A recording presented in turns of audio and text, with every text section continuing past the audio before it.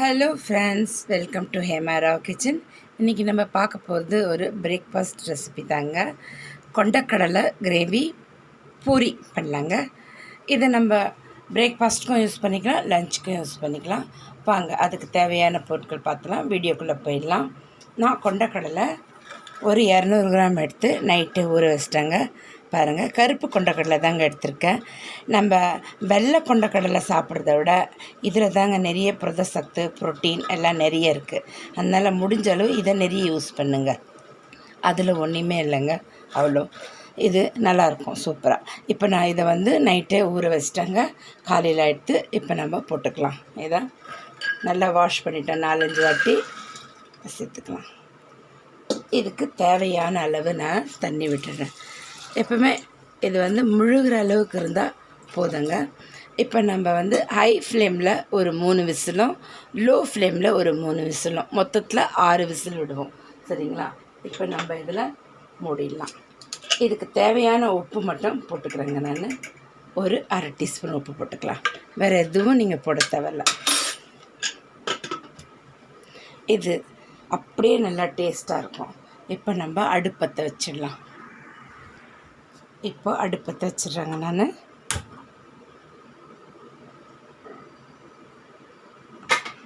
இப்போ இது ஒரு பக்கம் ரெடி ஆகிட்டுருக்கோம்.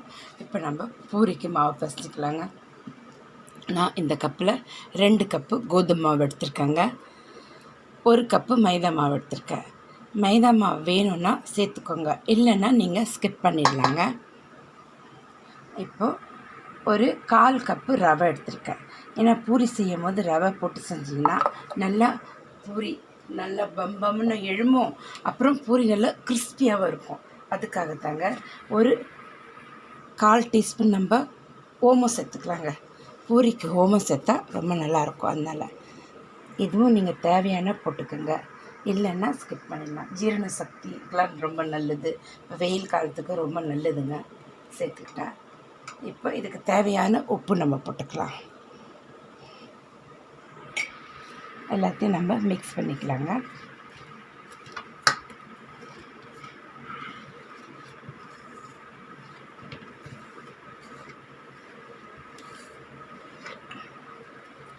இப்போ இதுக்கு தேவையான அளவு தண்ணி விட்டு நம்ம பசஞ்சிக்கலாம்.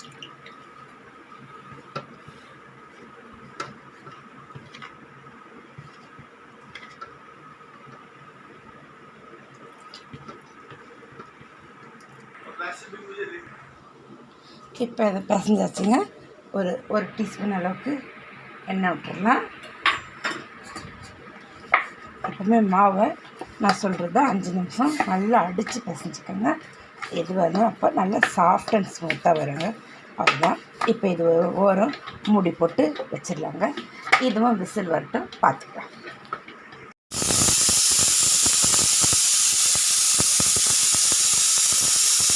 இப்போ 6 விசில் ஆகிட்டுங்க. நம்ம இதை இறக்கி வச்சிடலாம். இது ஸ்டீம் எல்லாம் ரிலீஸ் பண்ணி நம்ம இதை ஓப்பன் பண்ணால் நல்லா வெந்துட்டுருக்கோம். இப்போது நான் வேறு பாத்திரம் வச்சிடுறேன். இப்போ இதை நல்லா சூடாகட்டங்க, பார்க்கலாம். மசாலா தயார் பண்ணிக்கலாம். ஃப்ரை பேன் சூடாகிடுதுங்க. இப்போ நம்ம தேவையான அளவு எண்ணெய் விட்டுக்கலாம். நான் நல்லா பெரிய வெங்காயமாக ஒரு 2 எடுத்து பொடிசாக கட் பண்ணி வச்சுருக்கேங்க. 2 பச்சை மிளகா கட் பண்ணி வச்சுருக்கேன். தக்காளி குட்டியாக இருக்கிறதுனால 4 எடுத்து வச்சுருக்கேன். மீடியம் சைஸ் நல்லா கொஞ்சம் பெருசாக இருந்தால் ஒரு 3 போட்டுக்கோங்க, போதும் இந்த அளவுக்கு. இப்போ இது சூடானது இதில் ஒரு 1/2 டீஸ்பூன் நம்ம சீரகம் சேர்த்துக்கலாங்க. ஒரு 2 பிரிஞ்சி இலை சேர்த்துக்கலாம்.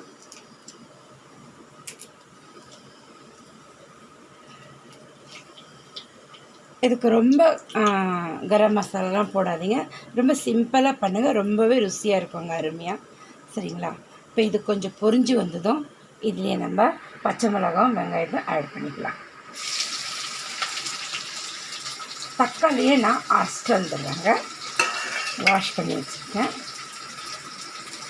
இப்போ மசாலா நம்ம 2 டீஸ்பூன் தனியா பொடி எடுத்து வச்சுருக்கேன். 1 டீஸ்பூன் சோள மசாலா, இந்த சன்னா மசாலா வர பார்த்திங்களா, அது எடுத்து வச்சுருக்கேன். இந்த சோலை மசாலா சன்னா மசாலா 2 வகை வருங்க. ஒன்று வந்து சன்னா மசாலா வரும், ஒன்று வந்து சோலை மசாலா வரும். நீங்கள் எந்த வெரைட்டியாவது வாங்கிக்கோங்க, நல்லா தான் இருக்கும் டேஸ்ட் வைஸ். சரிங்களா?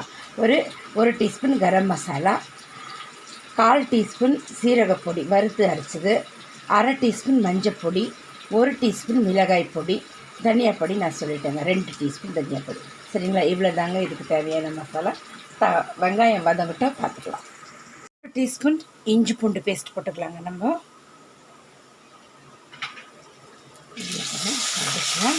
தக்காளி அரைச்சின்னு வந்துக்கோங்க.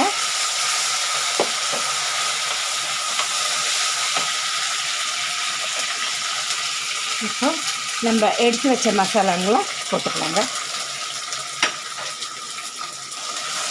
ஒரு 2 செகண்ட் வதங்கிட்டோம். பச்சை வாசனை தக்காளியும் விட்டுக்கலாம். நம்ம தக்காளியை சேர்த்துக்கலாங்க. அதில்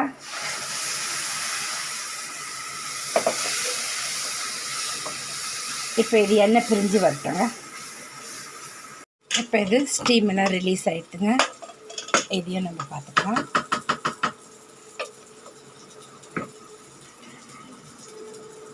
பாருங்கள் எவ்வளோ மேஷாக இருக்குது.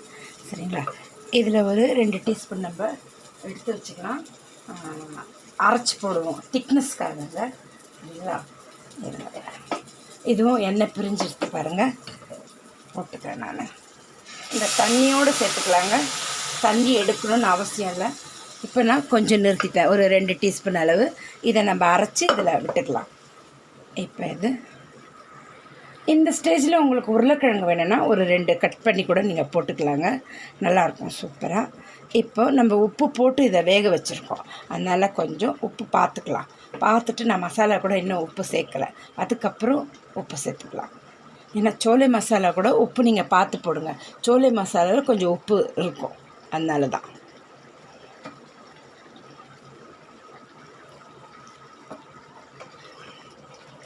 இல்லை உப்பு சேர்க்கணுங்க. திரும்பி ஒரு 1/4 டீஸ்பூன் அளவு தேவையான அளவு உப்பு போட்டுக்கலாம். ஏன்னா பூரிலையும் உப்பு இருக்குது, அதனால் உப்பு கொஞ்சம் பார்த்து தாங்க சேர்க்கணும். இப்போ இதில் இந்த மிக்ஸி ஜாரை கழுவி அந்த தண்ணியை விட்டுடலாங்க. இப்போ இதை நான் அரைச்சிட்டு வந்துடுறேன், பார்க்கலாம். இது நல்லா கொதி வரட்டும். ஒரு தட்டு போட்டு மூடி வச்சிடலாம்.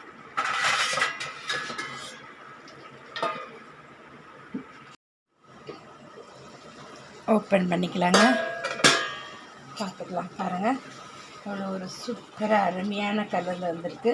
இப்போ நம்ம அந்த 2 டீஸ்பூன் அந்த கடலை எடுத்து வச்சோம் இல்லைங்களா, கொண்டக்கடலை, அதையும் நான் அரைச்சிட்டு வந்துட்டேங்க. அந்த லிக்விடும் இதில் ஊற்றிடலாம் நம்ம திக்னஸ்க்காக.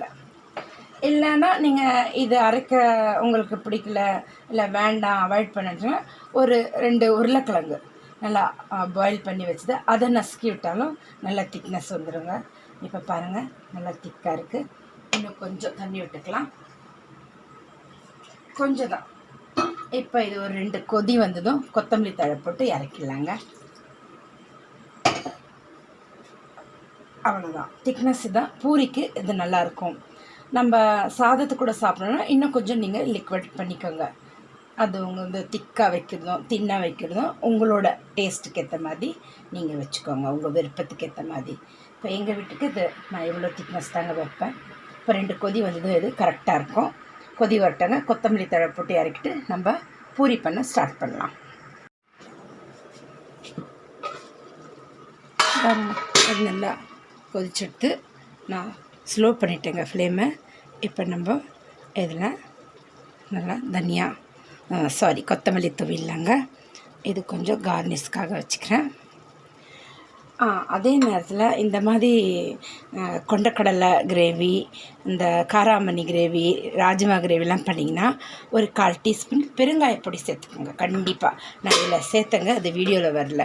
ஒரு 1/4 டீஸ்பூன் சேர்த்திங்கன்னா நல்லாயிருக்கும், கேஸ் ஆகாது. அதனால் இப்போ நம்ம இதை ஆஃப் பண்ணிடலாம். இதை எடுத்து ஒரு ஓரமாக வச்சுட்டு கடாயை வச்சிடறேன். பூரி சுட்டுக்கலாங்க. நம்ம கடாயை வச்சிடலாம். சூடாகட்டங்க. எண்ணெய் சூடாக எடுத்துங்க. இப்போ நம்ம பூரி உருட்டிக்கலாம்.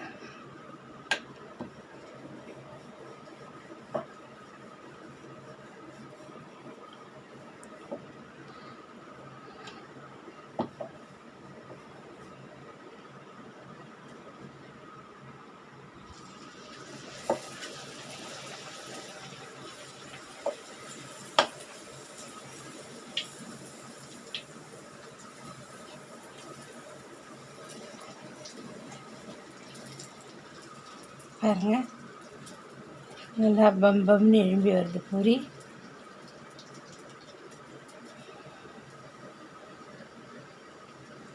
இப்போ எடுத்துடலாங்க. இன்னும் ஒன்று போட்டு காட்டிக்கிறேன். எப்பவுமே ரொம்ப மெலிசாக உருட்டாமல் கொஞ்சம் திக்காக உருட்டினீங்கன்னா நல்லா பூரி பம்பம்னு வருங்க.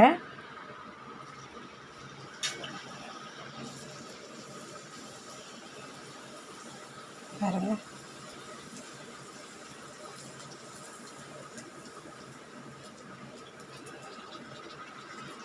நான் சொன்ன அளவில் மாவெல்லாம் போட்டிங்கன்னா கரெக்டாக இருக்குங்க. எப்பவுமே வீடியோ பார்க்கும்போது ஸ்கிப் பண்ணாமல் பாருங்கள், அப்போ தான் நமக்கு நல்லா புரியுங்க. சரிங்களா? சப்ஸ்கிரைப் பண்ணவங்க ரொம்ப நன்றிங்க. சப்ஸ்கிரைப் பண்ணாமல் பார்க்குறவங்க ப்ளீஸ் சப்ஸ்கிரைப் பண்ணிவிடுங்க. சரிங்களா? இப்போ நான் இன்னும் இந்த ஒரு 4 பூரி சுட்டுட்டு உங்களுக்கு பிளேட்டிங் பண்ணி காட்டிடுறேங்க. நம்ம செஞ்ச கொண்டக்கடலை கிரேவியும் பூரியும் ரெடி ஆகிடுதுங்க. பிரேக்ஃபாஸ்ட்டுக்கு நாங்கள் சாப்பிட போகிறோம். நீங்களும் இதே மாதிரி செஞ்சு சாப்பிட்டு எங்களுக்கு சொல்லுங்கள். மீண்டும் அடுத்த வீடியோவில் சந்திக்கலாம். தேங்க்யூ ஃபார் வாட்சிங்.